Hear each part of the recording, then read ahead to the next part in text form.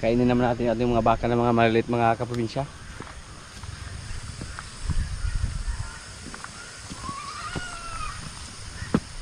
Tahop lang at saka pag feeds. Ano naman sila dun, oh. Kumain naman sila ng napier. Bu! Bu! Bu! Bu! Bu!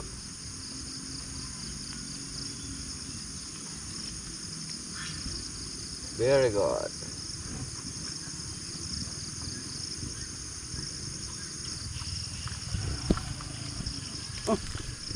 Ano to? Bu! Bu!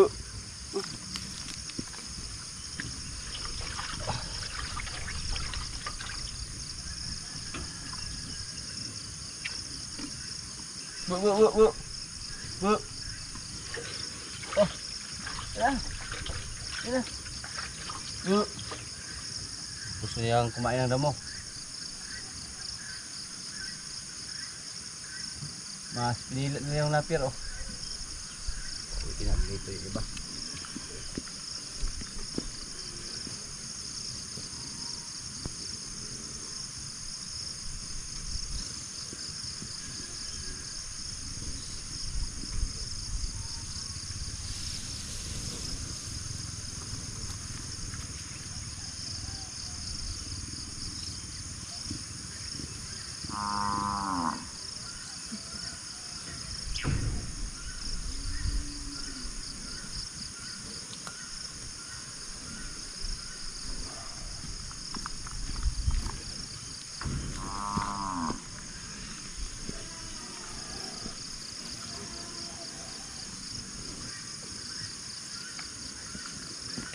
Very good.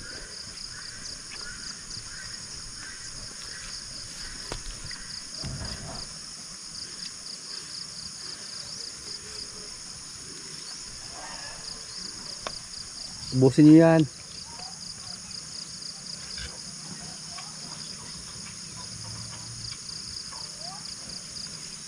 Junior Bitas. Bitas puti. Bibing.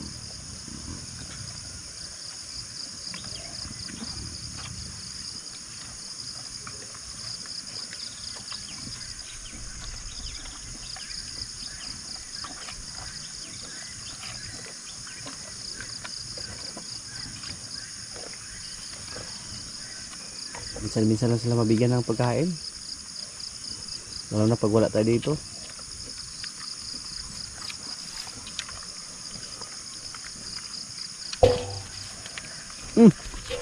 Bugyagong juga kang kakaunang kuan ha. Sus ko kulit ini si kuan. Bitas puti. Malapit na maubos, oh. Ginanahan sila sa pagkain. Yung isa, hindi pa kumain yung maliit.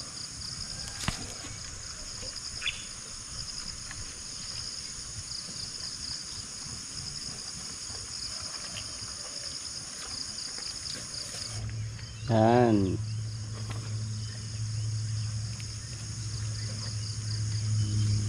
Murot na. Good girl.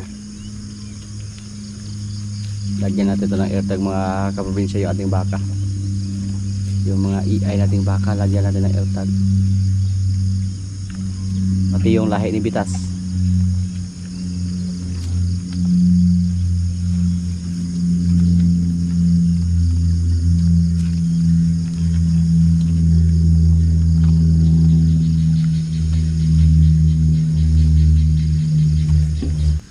Wala na.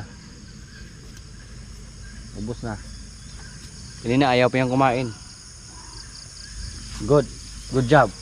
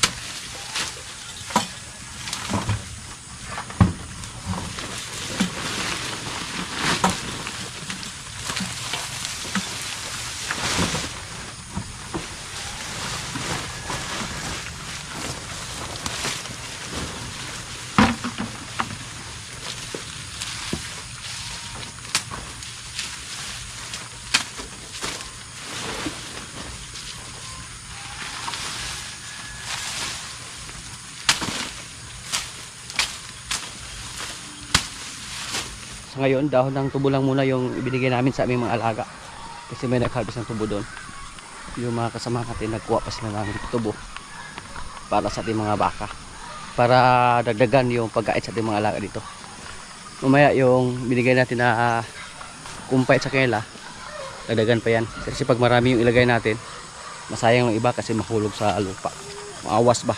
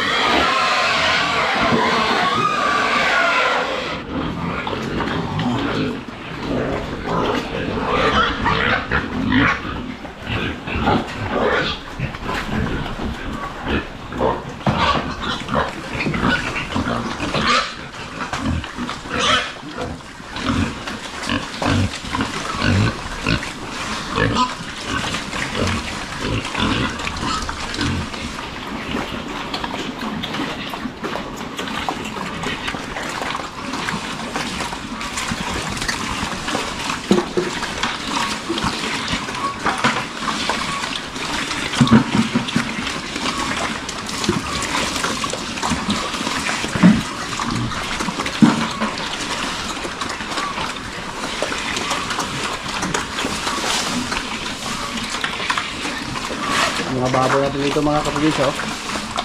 Pwede na ito ibinta. Pero yung presyo ngayon nasa 155 to 160. Kung dali natin din sa stock yard, siguro nasa 160. Basta diretso tayo dun sa buyer. Pero pag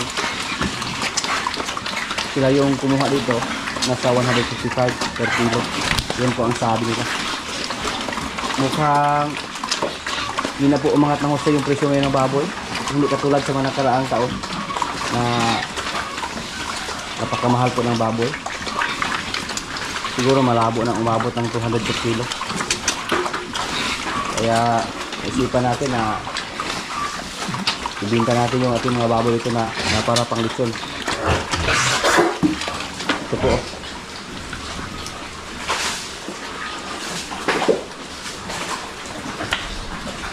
Balak sana natin ibinta to. Wait.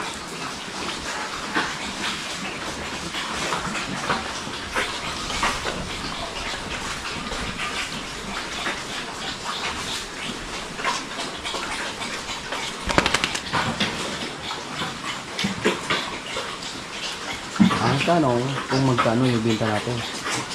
Kasi naman ito pwede per kilo.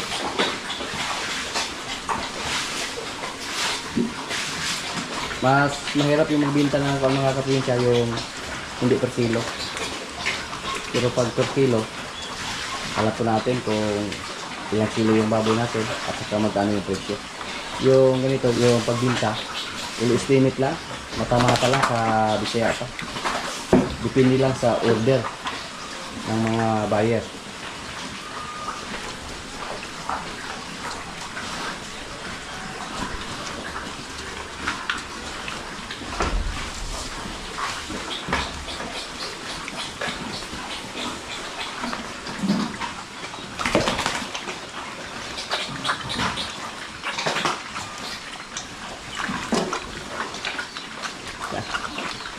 Ito po, nasa mga 80 kilos siguro yung iba dito.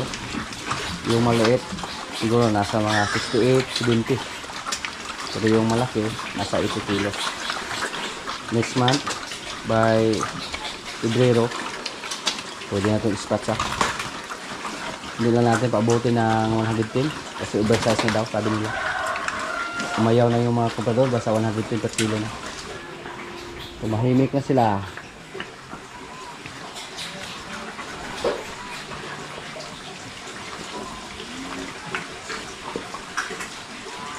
Basta mabusog na. Yung isa natulog na. Nanampalong man ka? Ayaw pa ng palong. Magpili pa tayo sa kilala ng babae para gawin inahin. Ito, pwede to. Yung mga malaki yung ari, yung piliin natin.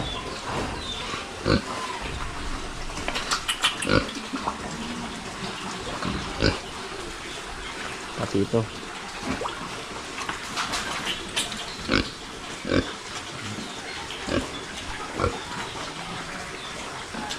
Yung isa nating inahin dito, sana hindi na siya maglali ulit. Mabuntis na siya.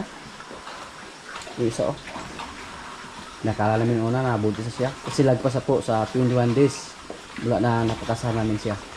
Pero naglandi siya ulit. So pinakasahan natin sa kuting barako. Yung dalawa natin, sana buntis na yan.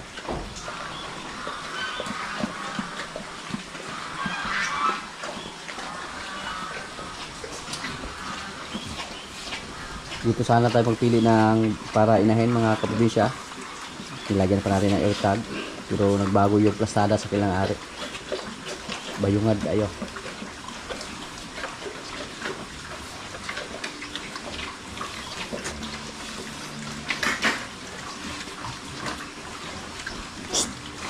Kopian, bulangkad oh. Buyawan pa ito kopian ba? Yung ating mga bingala dito, nahanap na yung itlog nila. Pero ang problema, bulok na. Kasi dito sa amin, palagi pong umulan mga kaprobinsya. Tapos pag nasa lupa lang yung itlog, masira lang yan. Kaya nakakasayang po sa kanilang itlog. Inakala namin noong una na kinailan ng aso yung mga itlog ng ating mga bingala. Pero hindi pala nakita ng aso yung mga itlog nila. Ang nangyari po, nabulok lang dahil nabasa sa ulan. Yung mga manok natin dito, may mga sisiw na sana, pero yung iba hindi naka-survive, mamatay lang dahil sa lamig. Basta sobrang lamig mga kaprobinsya, hindi po maka-survive yung mga sisiw. At pinakawalan lang namin yung mga sisiw nila kasama yung nanay. Yan o, may sisiw tayo. Matira matibay sa ating mga alaga ditong manok. Kung maka-survive sila sa lamig, so buhay sila. Kasi pag ilagay pa natin sa kulungan, tapos pagpakawalan na natin at saka mamatay pa rin, lugi na tayo sa gastos, lugi tayo sa feeds. At marami tayong naglilom dito. Kulang tayo sa mga paitlogan sa ngayon. Magdagdag tayo ng mga pitlogan. Magpagawa tayo. May pato pa dito na nag-itlog. Ayan. Dito sa amin mga kaprobinsya, hindi lang lamig yung kalaban sa ating mga sisyo. Minsan bayawak, sawa. Tapos may mga aso pa. At may ibon pa. Sa mga nakarang araw daw, inatake naman yung mga sisyo natin ng ibon. Yung tawag dito sa amin yung banog. Hindi yung uwak. Nakuhaan daw yung mga sisiw natin dyan. Nadagit ng ibon na banog. Yung uwak natin, nilagay namin sa kulungan, sa hawla. Kasi nung pinakawalan namin, parang ginawa din niyang laruan yung mga sisiw. Hindi naman niya direktang kinain, pero ginawa niyang laruan ba? Hanggang mamatay. So, nilagay namin siya sa hawla niya. Binalik namin.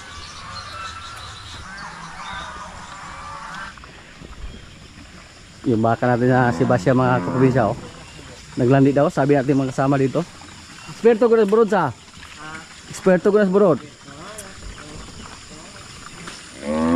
Yan oh. Basig iya lagi bulong yung anak. Hindi siya kumain ng kumpay. Damo yung kinain niya. Tapos palagi maingay. Yan. Baka hinahanap lang yung kanyang anak. Pero andun naman yung anak niya oh. Malapit lang naman. Pero wala pang agi eh. Wala pang agi eh.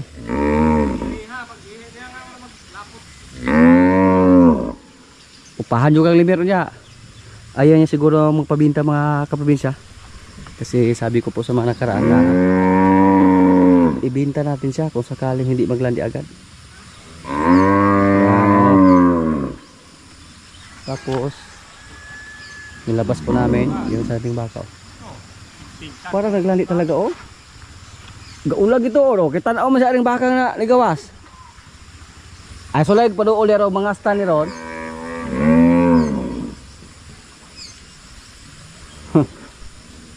Si Basya po, 4 na beses na nanganak dito sa atin. Kung sakaling totoong naglandi siya ngayon, mukhang hindi na natin siya dispensa. Pero hindi pa tayo kumbinsido kung naglandi ba siya. Ang gawin natin, pauwiin natin yung kanyang anak. Baka hinahanap lang yung kanyang anak. Pero sabi po sa ating mga kasama dito, si Brod, eksperto yan, na naglandi daw.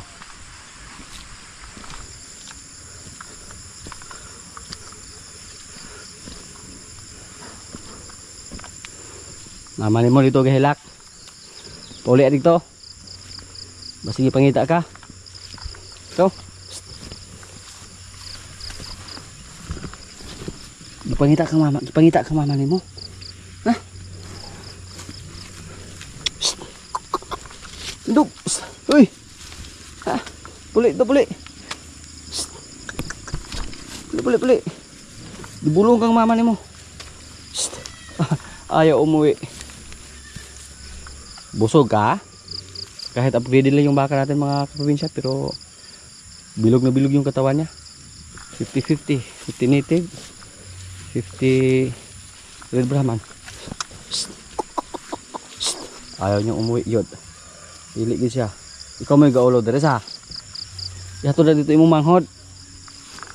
Ang maganda po pag may tagakasta tayo, pag may malandi sa ating baka, wala nang problema. Naglandi man siya or sa hindi, pwede natin siya pakasahan. Yan o, ingay na naman siya. Dati po nung tagakasa natin dito si Bitas, pag palabasin namin sa mga kaprobinsya, inilayo agad namin si Palo. Kasi pag makalabas si Bitas, suguro niya agad si Palo.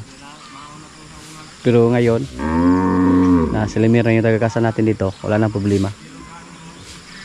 Hindi natakot si Palo. Dati po pag lumabas si Bitas, si Palo tumakbo agad. Para nakatikim na siya kay Bitas ba.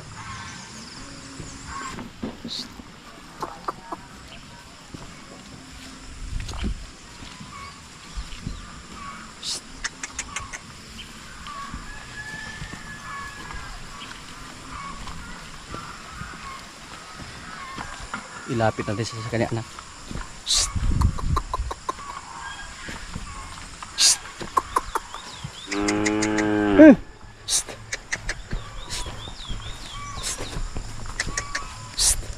Wapun mututo yung anak ko, wapun gutuma.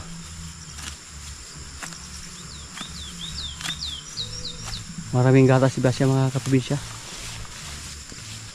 Pag ganon, pakasahan natin siya kung sakaling nalandi. Wah, takot silang tatlo. Buga gapong ka. Naanay mo anak din ha. Patilaw jud kag sakit nila meron. Ah, isog ba ni? Ah.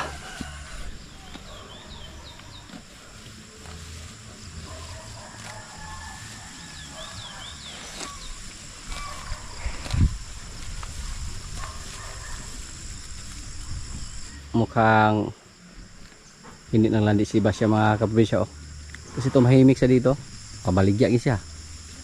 Pero pag maglandi agad, hindi matuloy yung pagbinta natin sa kanya. Yung isa naming kalabaw na si Bugoy oh, hindi siya kumain sa kanyang kumpay kasi nakawala yan kagabi. Busog guys siya. Nung nakawala siya siguro doon siya pumunta sa ating mga taniman natin. Ah, kaya busog na busog yung alaga naming kalabaw na si Rambo.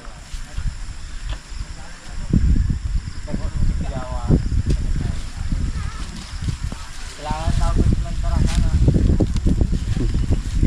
pinansin yung kumpay na ibinigay sa kanya. Nilabas na namin yung aming baka na malapit ng mga anak. Sana po successful tayo sa kanya at sana magandang klase yung kanyang anak. White Brahman. Nilabas namin para kung sakaling mga anak siya, makaikot-ikot siya, malilaan niya yung kanyang anak at makalakad-lakad siya dito. Malapit na siyang mag-siyam na buwan mula sa pag-iay sa kanya. Noong una binantaan na natin siya na ibinta kasi pinakasal natin siya ni Pugi, pinaiay natin siya, hindi siya nabuntis. Subukan lang natin na pangalawang iay, doon siya nabuntis at ngayon malapit na siyang mga anak. Mga kaprobinsya, kaya na po ito yung ulam namin, gulay at saka bulad, yung bulad na pinabili kay Sir Paul Perez. Yan, may kanin. Lord, maraming salamat sa pagkain, so kain na.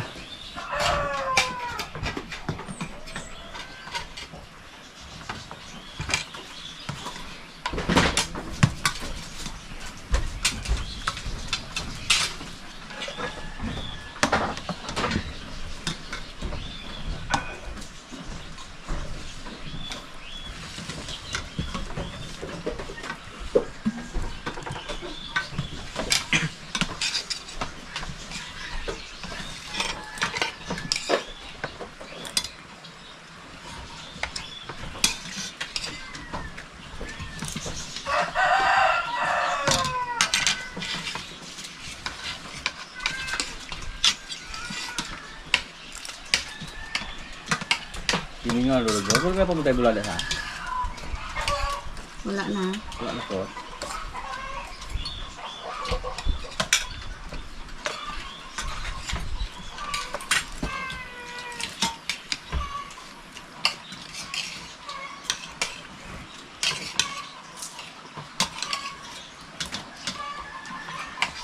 Antay pala.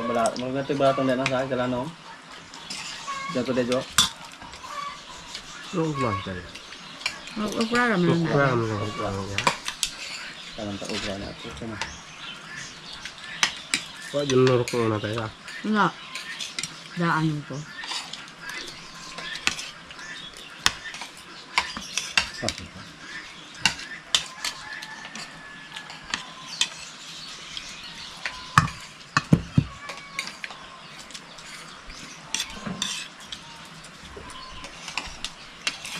Wala ko tayo. Buwang doon ako. Buwang.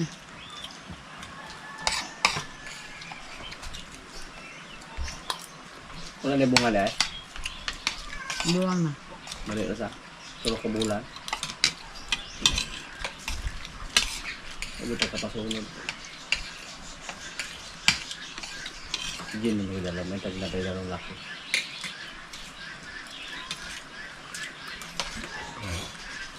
Malaki.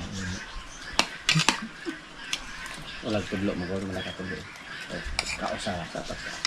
Diba? Wala silakan ko. Hindi ka silakan mo.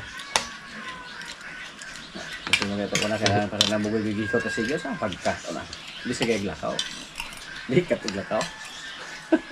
Ito na. Ako, iba ang sa ring ko siya kay sila. Ay naman yung kadalano ko na.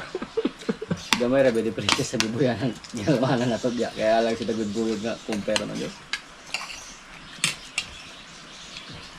Sige, hanggang sa kumpay. Para gusto sa liboy ko. Pag ito, itsa naman ko. Itsa niya okay.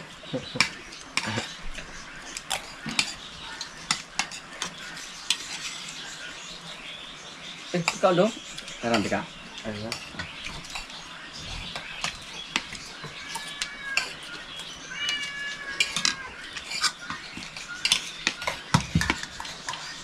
Ada kanil daw kami tungkol puro man to. Yeah. Dire man ko ya pero karong sala. Kaya hagil diba dito to. Igahaw na bukol. Kay, mo na maghapong nilamahan ano usog. Doon do motor ako lah ito. Ang lawig raman. Basta doon ako bingon ako maka. Eh Ay, bato nga naman. Bulu ko nga. Hindi pa doon na. Buhay? Saboy. Ang ito buntot nila dito. Nga kay... Yes, Mike. Ano na ba to? Dire. Hindi mo pa doon. Pero... Ay, kaka. Hey, kapo nga hikot. Nakabuhay na kayo mo. Ikalikay na. Pero na bro, ba? Ano ko alam? Oh, daghan man yung mga baka kalabawa ring mga nakita na. Ang gawas na yung sila. Ang iba yung ilat pa no? Kasi na to, pero iya itong bahay ko dito. Kubra naman ako ah. Tapos si Lera, Jinggoy.